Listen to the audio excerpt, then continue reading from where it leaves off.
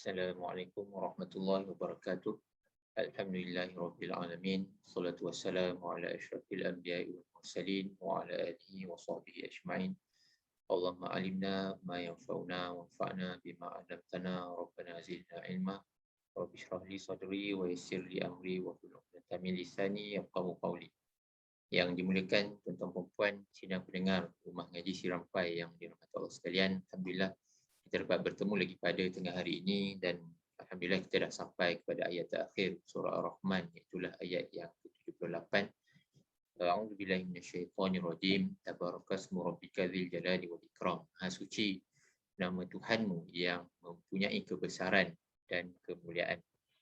Tuan-tuan dan puan sidang pendengar Rumah Ngaji Sirampai yang dirahmati Allah sekalian, saya menggunakan kitab Dr. Wahbah Zuhaili, kitab Tafsir Al-Munir, dalam menguraikan ayat terakhir ini, di mana Allah Subhanahu Wa Taala mengangkat nazahullah Taala nafsahu amma la yaliqu bi jalalihi wa khatama surata bihi. Allah Subhanahu Wa Taala mengangkat diri Allah Subhanahu Wa Taala itu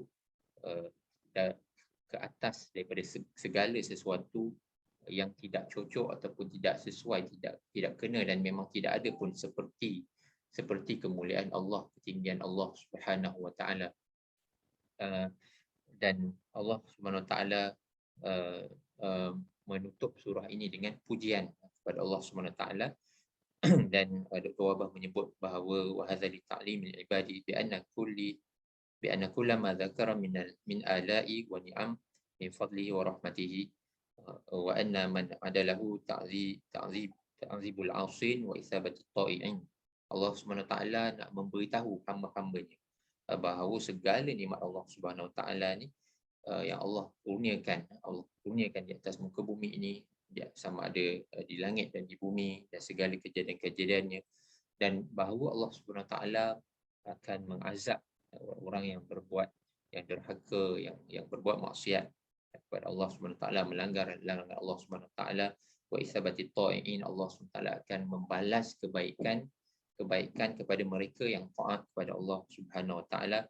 Fa innahu iftataha surata bi ismi Ar-Rahman. Allah Subhanahu Wa Taala memulakan surah Ar-Rahman ini dengan ayat pertama, iaitu Ar-Rahman, iaitu nama Allah Subhanahu Wa Taala yang bermaksud rahmat bagi sekalian alam, sekalian orang-orang mukmin maupun yang bukan mukmin.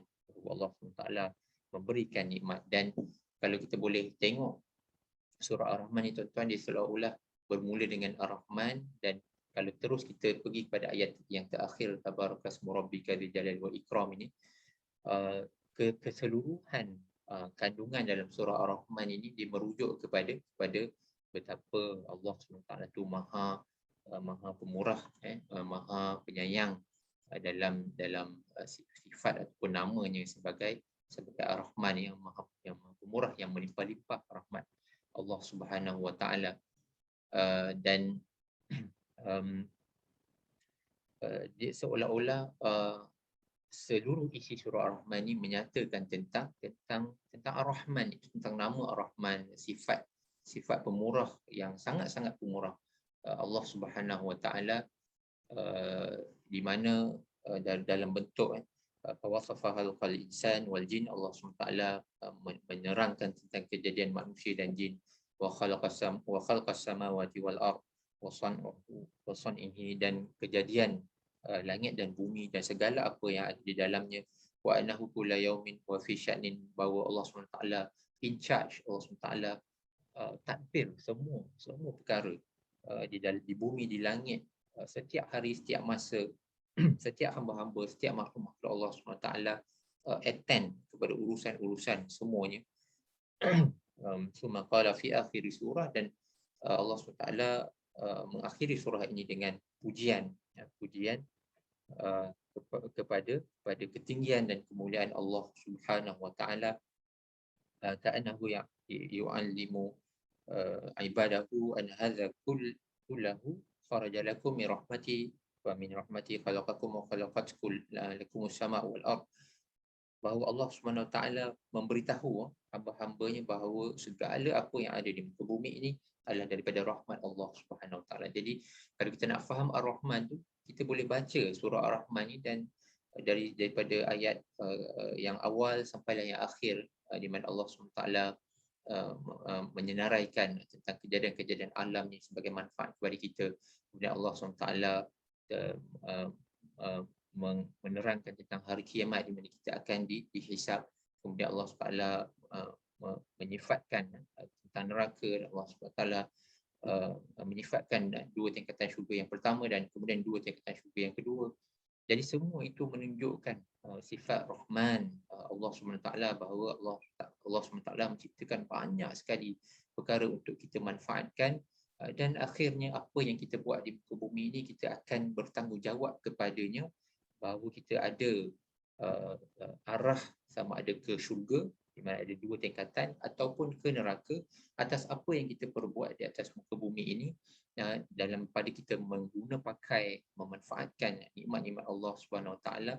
Kita responsible, kita accountable ke atas apa yang kita buat.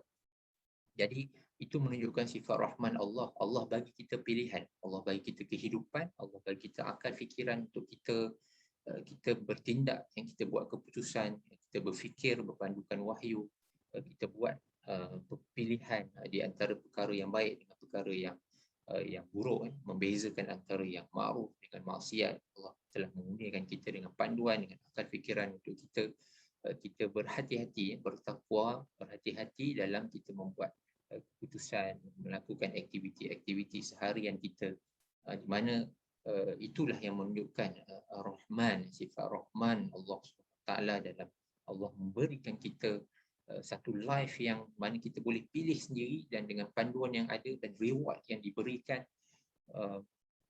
itu menunjukkan bahawa Allah SWT memberikan kita satu kehidupan di dunia ini sebagai satu tempoh di mana kita berusaha untuk mendapatkan syurga Allah SWT. Jadi kalau kita lihat bahawa dengan sifat Ar-Rahman ini Allah SWT mengurniakan banyak nikmat kepada manusia, dan kita boleh tertanya-tanya ataupun kita boleh mempersoalkan diri kita sendiri bahawa sudah tentulah segala nikmat yang Allah SWT jadikan ke bumi ini, tumbuh-tumbuhan, makanan, haiwan dan sebagainya, untuk kita manfaatkan, sudah tentulah ia daripada kuasa Allah SWT. Dan apabila kita bandingkan, kalau kita buat perbandingan sikit tentang perempuan kepada golongan etis yang tak percaya kepada Tuhan. Jadi mereka tak percaya kepada Tuhan, mereka percaya bahawa bumi, langit, semua ni terjadi dengan sendiri. Kita pun terjadi dengan sendiri, tanpa ada satu kuasa besar yang menjadikan segala kejadian ini. Tapi kita perlu melihat dengan akal yang Allah SWT berikan, adakah ia sesuatu yang adil apabila ada manusia yang baik, ada manusia yang jahat, dan tiada Tuhan. Dan kadang-kadang orang yang baik itu dibalas baik, orang yang jahat dibalas jahat. Namun kadang-kadang orang yang baik itu tak ada balasan baik. Orang yang jahat itu terlepas dengan kejahatan. Dalam satu senario tanpa Tuhan, tidakkah ia tidak adil? Tidak adil apabila kehidupan kita begitu. Ada orang yang berbuat dosa, berbuat jahat, yang macam-macam kezaliman dan sebagainya, tapi tidak ada apa-apa yang ditimpakan, malah hidup senang, hidup mewah, hidup dengan tanpa masalah, hidup yang lebih baik daripada hidup kita orang yang solat, yang puasa dan sebagainya ni. Tidakkah itu tidak adil apabila di dunia ini tidak ada hukuman kepada mereka yang berbuat salah, yang berbuat dosa? Maka sifat Rahman Allah SWT itu, Allah memberi kita peluang sebagai manusia untuk membuat keputusan, nak buat benda ma'ruf ke, nak buat benda mungkar. Dan di akhirat nanti, walaupun kita terlepas, walaupun di dunia ini kita buat baik tak dapat balasan baik, kita buat jahat tak dapat balasan jahat, tapi di akhirat nanti di sanalah akan diadili dengan ganjaran syurga, ganjaran neraka, segala amal yang kita akan ditimbang. Jadi kalau kita nak bandingkan diri kita dengan etis contohnya, mereka hidup tanpa meyakini ada satu kuasa besar, dan itu sesuatu yang merugikan. Kalaulah kita boleh katakan kepada mereka, kepada golongan etis ini, kalaulah dia percaya kepada satu kuasa yang boleh memberikan balasan baik kepada orang yang baik, balasan yang buruk kepada orang yang berbuat jahat, tidak ada apa-apa yang merugikan bagi dia sebenarnya. Malahan kalaulah dia mati dan dibangkitkan semula, dan rupanya memang betul ada hari pembalasan, hari kiamat, hari hisab. Maka rugilah mereka yang mempunyai keyakinan seperti itu. Sedangkan petanda-petanda kejadian Allah sangat banyak untuk kita meyakini bahawa sesungguhnya ada Tuhan yang Maha Kuasa yang bersifat Rahman, bagi kita macam-macam dan bagi kita pilihan dan bagi kita panduan untuk kita membezakan antara yang baik dengan yang buruk, untuk kita membuat keputusan, untuk kita mengejar syurga Allah SWT dan kita menghindari diri daripada neraka Allah SWT. Jadi bagi mereka yang tidak yakin dengan kewujudan Tuhan, maka itu adalah sesuatu yang merugikan jikalau mereka bangkit nanti di akhirat ternyata adanya Tuhan yang membalas segala perbuatan baik dan buruk. Dan kalau kita tengok surah Ar-Rahman itu, tuan-puan, kita nak faham Ar-Rahman itu, kita fahamilah kandungan surah Ar-Rahman ini, di mana Allah SWT memberikan kita satu gambaran, satu senarai nikmat-nikmat Allah dan keadilan Allah dari segi Allah membalas benda yang baik dengan kebaikan, Allah membalas perkara yang jahat, yang buruk dengan balasan neraka.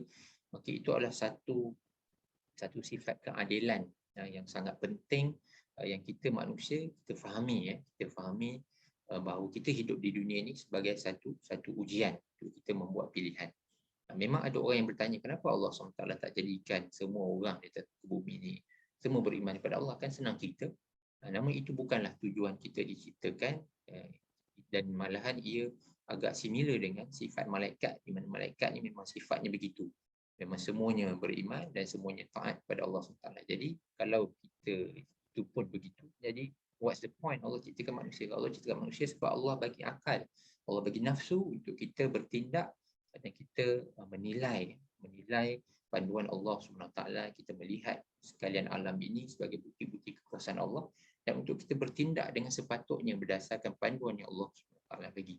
Jadi tuan-tuan puan, jadi alhamdulillah kita dah menghabiskan tadabbur surah Ar-Rahman ini 68 siri, semuanya siri-siri pendek.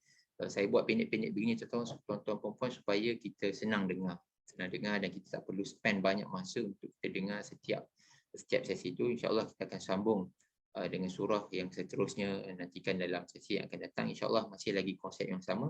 Kita buat tadabbur secara pendek-pendek, sekitar 10 minit ataupun 15 minit untuk kita melihat ayat-ayat Al-Quran, untuk kita memahami apakah mesej-mesej Allah SWT kepada kita dan bagi kita menambah iman kita, kita memotivasikan diri kita untuk berbuat kebaikan dan sebagainya. Saya mohon maaf atas segala kekurangan yang berlaku sepanjang saya menyampaikan tadabbur surah Ar-Rahman sepanjang tahun ini. Mudah-mudahan bermanfaat untuk kita. Kalau ada sebarang salah dan silap, minta maklumkan. Kalau ada saya ada tersilap bagi fakta, bagi dalil contohnya, ataupun saya tersilap dalam membacakan tafsir Dr. Wahbah ini dan sebagainya, boleh sampai teguran itu kepada kami. InsyaAllah kami akan perbaiki. Terima kasih banyak-banyak tuan-tuan puan sidang pendengar yang mendengar sesi tadabbur surah Ar-Rahman kami. Subhanakallahumma wa bihamdika asyhadu an la ilaha illa anta astaghfiruka wa atubu ilaik. Assalamualaikum warahmatullahi wabarakatuh.